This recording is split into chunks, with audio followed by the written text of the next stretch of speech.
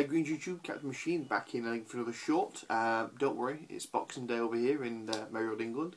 So I'd like to wish everyone a Merry Christmas if you haven't done so already, and everyone hope everyone has a Happy New Year as well. Season 2012 has a lot of good fun. For those of you who have shown some concern, thank you very much, but the shelves behind me are here to stay. However, when I do move, hopefully in a few months' time, give or take, depending on how the housing system works, they're not going with me, they're going to stay here, and I'm going to buy new shelves for the books where I go to. So they should last until then. I don't see them collapsing anytime soon, but you never know. And yes, I've taken on board everyone's advice, and I'm going to get new ones. So, thank you very much for those guys who showed a bit of concern there. The video we're going to talk about today is about group names. Now, this is a response to tesiubo stuff, and he's once again put out some interesting ideas out there. With the exception of the cast of the Knights of the Table comic strip and possibly the Bradford Players, I'm not quite sure if the Bradford Players count as this, which is the group that does all of the audio RPGs for Yogg-Sothoth.com. I don't know of anybody that actually has a group name collective for their role-playing group. Like, say, the Doncaster Delvers or, I don't know, the Sheffield Skirmishers or something like that. I've never heard of anything like that. But in-game group names, like party names, I have heard a lot about. And I tend to think that it revolves a lot around the campaign you're playing and the background that goes with it. For example, in, say, Forgotten Realms, Greyhawk, or even Pathfinder, which I'm now running, it's non-common for, in the background itself, to have named adventuring groups running around doing deeds. And they become famous because of that. And I'm sure there's many examples out there, and I am utterly failing right now to think of any of them. So I really am sorry, guys.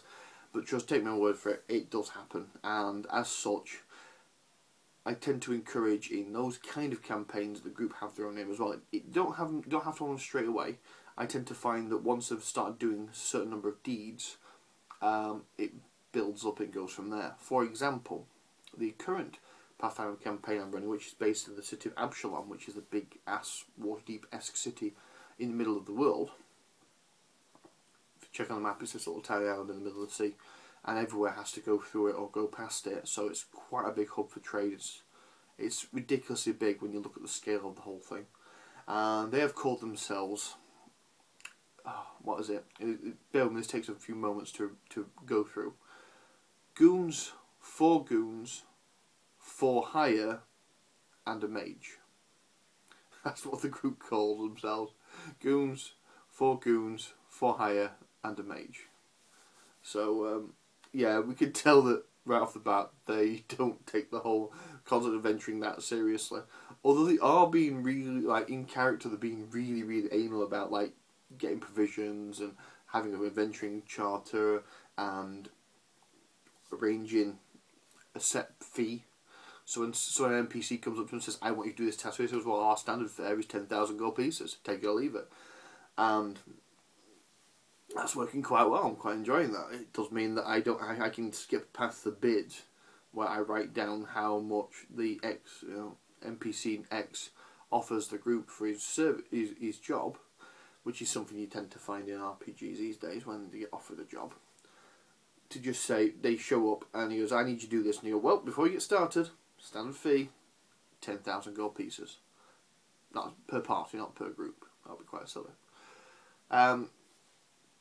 Slay Industries, again, and that's merely because of the marketing aspect of the idea, but it's, if you've got a group of operatives, it's really, really important that you have a name.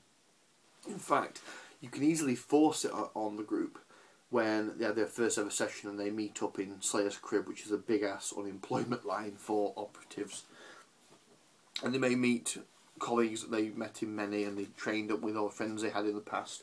And they go, you know what, rather than sit in the queue for the solo operatives where all the crap is, let's join up, let's form a group and let's do it that way. And they'll get to the little counter and there'll be the little old lady behind the counter and she'll look up and she'll go, group? And they go, yes. She goes, group name? And you force it right there and then. And you get some rather interesting ideas. My favourite so far has been Team Chaos, which I do love quite a lot. It's I've heard other ones, but my brain is failing me as to what they are right now, so I really am sorry about that. And I suppose the third example I can think of is World of the Apocalypse. I haven't played much World Forsaken, but I think it does kind of carry over into that as well. The World of the Apocalypse, every pack has a name. It could be named upon their deeds, upon their totem, upon where they are, what they do. Last time I ran a big campaign for World of the Apocalypse, they had the Winding Stream pack. Because I think it was River was their totem. I must admit, I can't remember what their totem was, to be fair.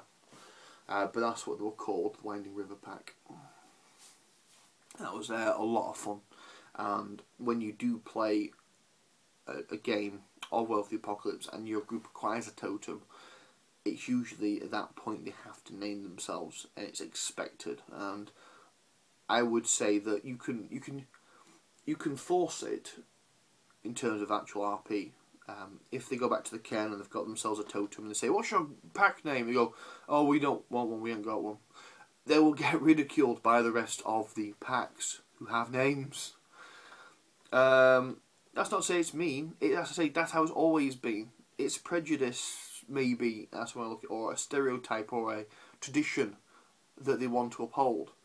In much the same way that unpacked, well, roaming around, well past age where they should have gone into a pack at that point, get ridiculed and shunned because whales are social animals. If your pack doesn't have a name, you're going to get ridiculed and shunned until you do.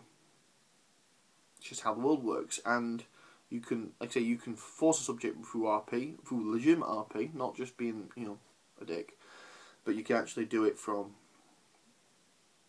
enforcing what the world thinks of that concept and that idea. I mean, granted, you could bear the barbs and arrows that come with it and refuse to do it. That's fine. After a while, they'll name you anyway. You'll get named, even if you don't agree with the name. You'll get one, and then that'll be the end of it. And then the next part of the chronicle starts. So yeah, I tend to think that if you're talking about group names, in terms of the party group, as in the party within the physical RPG, it depends on the group. Not a group. It depends on the game. If the game encourages and actively has in the background examples of groups that have names, for one reason or another, then yes, I think it should be encouraged. And it's light's fluctuating quite a lot here. I do apologise. I'm going to have to sort this lighting out before I actually do some proper filming. It's Boxing Day, so all the family's coming around, so when they've gone in the evening, I'm going to get the tripod out and do some proper filming. Thanks for your time, guys. Bye-bye.